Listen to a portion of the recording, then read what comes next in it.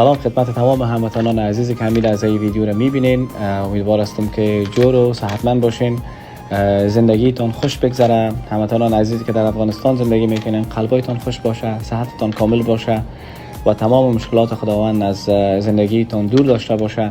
و عزیزایی که خارج از افغانستان زندگی میکنین، بر همگیتون جانجوری صحتمندی آرزو میکنم.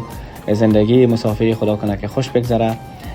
بدون شک که همگی ما شما چالش ها و فراز نشیب های زندگی را امروز درگیر هستیم، مبارزه میکنیم، ولی اهداف خود هم در زندگی داریم که به خاطرش می جنگیم، زحمت میکشیم، کار میکنیم، عرق میریزیم. من هم مثل همگی شما یکی از اهداف زندگی من همین بوده که در عرصه موسیقی فعالیت داشته باشم، کار بکنم و شما شاهد نشر آهنگ های ما بالاخره از چینل یوتیوب خودم باشین که امروز میخوایم همین خبره برای تمام عزیزانی که همیشه بر من محبت دادن، همیشه حمایت نشان دادن، برای اونای خبر شریک بسازم که بخیر چینل یوتیوب خودم به نام حسام فرزان میوزیک فعال شده و بخیر اولین آهنگ خود در تاریخ اول جنوری سال 2026 برای تمام دوستداران صدای خودم نشر میکنم.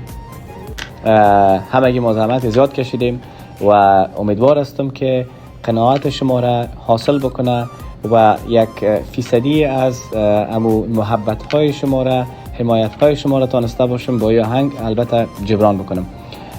زمان که آهنگ نشر میشه از همگیتان میخوایم که آهنگ اولین آهنگ است که از چینل نشر میشه، ایره شما شیر بکنین، شریک بسازین با تمام دوستایی که عاشق هستن، موسیقی را دوست دارن، شنونده هستن و همچنان منتظر ویدیوهای زیبایتان در پلتفرم‌های مثل تیک تاک و اینستاگرام هستم بخیر که این آهنگ حمایت بکنین. منتظر نظریات و پیشنهادات و انتقادات همگیتان من هستم و حضور شما در این سفر طولانی بر من بسیار زیاد با ارزش است. با ما باشین. بخیر آهنگای دیگه هم در راه است، همگیش به نوبت نشر خواهد شد. این آهنگ در تاریخ اول جنوری هم رقمی که براتون گفتم نشر میشه. چینل مرا به نام حسام فرزان میوزیک سابسکرایب بکنین، منتظر کارهای ما باشین. همگیتون بسیار زیاد دوست دارم. مراقب خود باشین. خدا نگهدارتان تا دیدار.